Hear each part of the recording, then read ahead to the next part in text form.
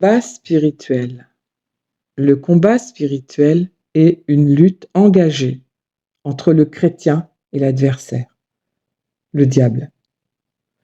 Le chrétien reste une cible potentielle pour l'adversaire. Qui sait que si le chrétien reste ferme et fidèle à Dieu, il héritera un jour venu la couronne de la vie éternelle, tandis que lui, le diable, sera jeté dans la fournaise. Le diable mène la guerre aux chrétiens dans le seul but de le détourner du droit chemin. Il utilise tous les moyens pour le tuer spirituellement, car le diable est meurtrier et père du mensonge depuis le commencement. Selon qu'il est écrit dans Jean 8, 44, « Vous avez pour père le diable, et vous voulez accomplir les désirs de votre père. Il a été meurtrier dès le commencement, et il ne se tient pas dans la vérité, parce qu'il n'y a pas de vérité en lui. Lorsqu'il profère le mensonge, il parle de son propre fond, car il est menteur et le père du mensonge. » Dieu demande aux chrétiens de ne pas abandonner leur assemblée, comme c'est la coutume de quelques-uns. Ils doivent s'y rendre fréquemment pour y être enseignés, instruits.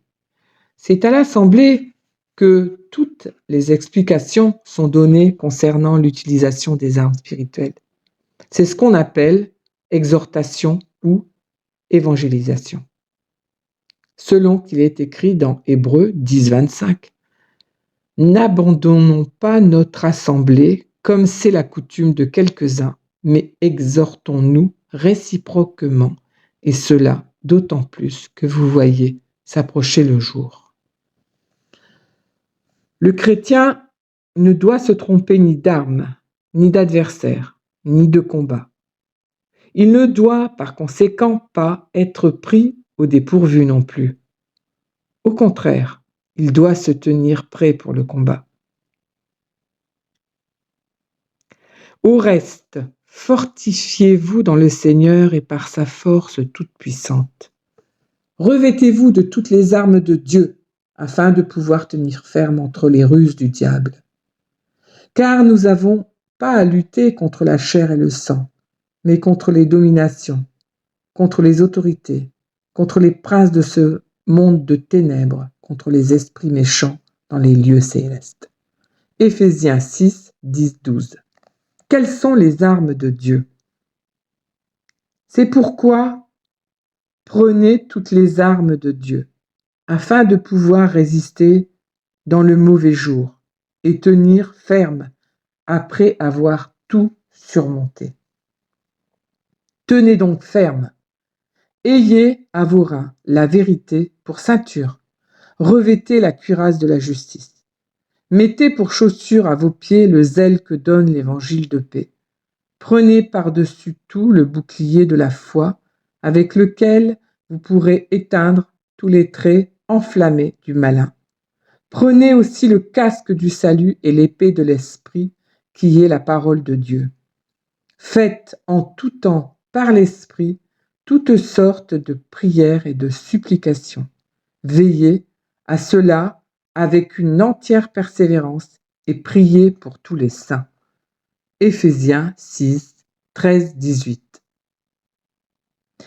Les armes précitées sont d'une efficacité exceptionnelle, si on ne se trompe ni de combat, ni d'adversaire, et si on persévère dans la prière, à l'instar de Jésus, qui a combattu le bon combat et qui, à la fin, remporta une victoire sur le diable. C'est ainsi que tout piège forgé contre lui fut nul et sans effet. Matthieu 4, 5, 11. Le diable le transporta encore sur une montagne très élevée, lui montra tous les royaumes du monde et leur gloire et lui dit « Je te donnerai toutes ces choses si tu te prosternes et m'adores. » Jésus lui dit « Retire-toi, Satan, car il est écrit « Tu adoreras le Seigneur ton Dieu et tu le serviras lui seul. » Alors le diable le laissa, et voici, des anges vinrent auprès de Jésus et le servaient. Jésus combat ou lutte entre la vie et la mort.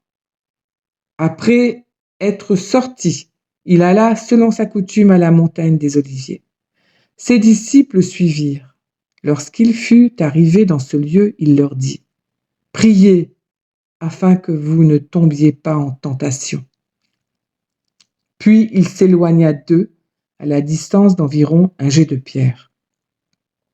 Et s'étant mis à genoux, il pria, disant: Père, si tu voulais éloigner de moi cette coupe, toutefois, que ma volonté ne se fasse pas, mais la tienne.